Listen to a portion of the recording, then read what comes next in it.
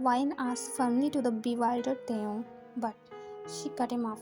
But Wine at least, Wine glared at him, just wanting her answers only. No, he said, and Wine's heart broke. He doesn't want to marry her, even after being with her almost 5 years by now. Wine gritted her teeth in anger.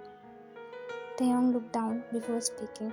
Wine, I'm sorry, पर मैं ऐसे कैसे हाँ कर दूँ?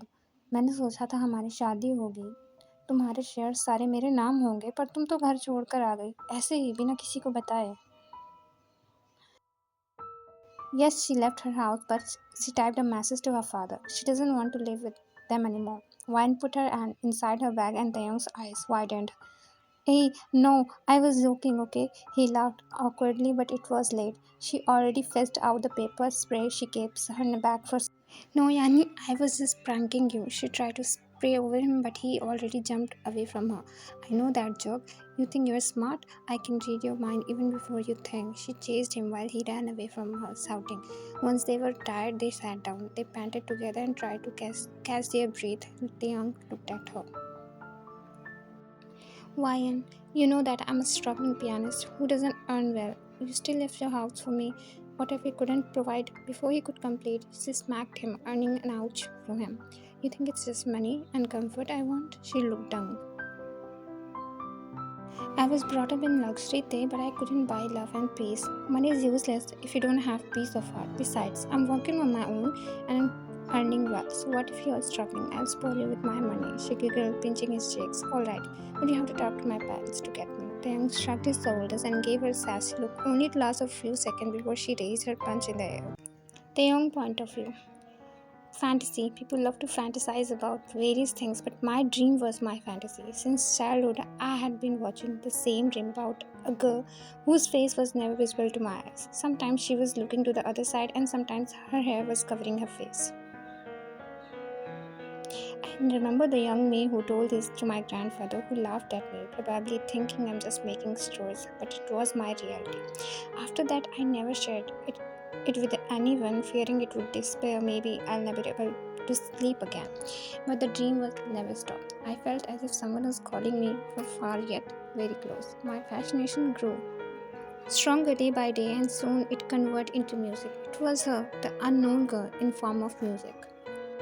My grandfather bought me a second-hand piano, but somewhere I didn't know where I was heading into this journey. What was I seeking? A girl who is just a dream, whose face I never saw. I don't know if she is real or just an imagination, but sometimes what you seek is seeking you. I felt weird seeing a girl in my university. She looked dangerously familiar. She pulled me towards her like a magnet, but I was shocked by her behavior. One day she fought with me without any reason. Yeah, I bumped into her, but I was ready to apologize. But she was hella rude to me. Hashtag spoiled brat. My perspective towards her changed completely. I wasn't a shy boy, so I took the revenge of myself by bothering her. But when that little bothering turned into a daily thing, I didn't understand. I wanted to talk to her. I just wanted to know why I felt this way for her, but never got the chance with her. Because we were always annoying each other, doing silly things. Wine ruined my favorite shirt. I was finding her to teach her a lesson, but I saw her crying alone. Why? I wondered. Is she missing her mother? I noticed her looking something on her phone. Perhaps. She hugged me, taking me completely off guard. My heart raced in a way as if everything went in background and it was just me and her and this thumping sensation in my heart. As if a mystery was solved that day. Surprisingly, I didn't get that dream from that night. I wondered why. I saw her watching me as I was hitting the keys on the keyboard. My incomplete piece is complete now. Surprisingly, we came together for a project. I take it as a chance to know her better. She asked me to teach her to play piano in between the notes and stolen classes. I fell in love with her. But do you know the feeling of peace when your love is reciprocated? I felt it when she confessed to me. We promised to never let go of each other, and since that moment, we never looked back. 8 years later, Tessa and Rishu, come here, Wine called her children. Tessa was 2 years older than Rishu. Yes, Mama, they both raced near her. It was a fine morning and Taeyong was sleeping upstairs after drinking a whole bottle of soju last night. Wine fondly smiled at them before putting a question. My babies, what did Appa tell you last night? Wine inquired them. The siblings looked at each other before replying. Nothing, mommy, but dad was behaving weird yesterday. He was smiling and then he fell on his butt and slept like that. Wine sighed.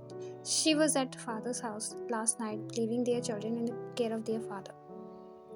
Her father realized his mistake and rectified it. He apologized to her. It took her some time, but she forgave him. Wine bent to their level.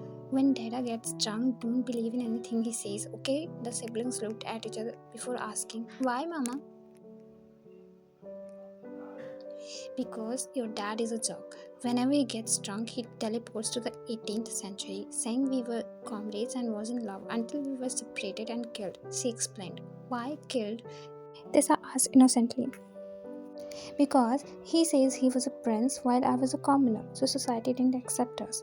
Wow, Dada was a prince, that's why he calls me his princess, Tessa says dramatically. Yes, baby, you are his princess. Wine smiled, looking at her daughter, who took after Taehyung completely. She's a drama queen. I mean, princess, after all. Her father is a forever drama king.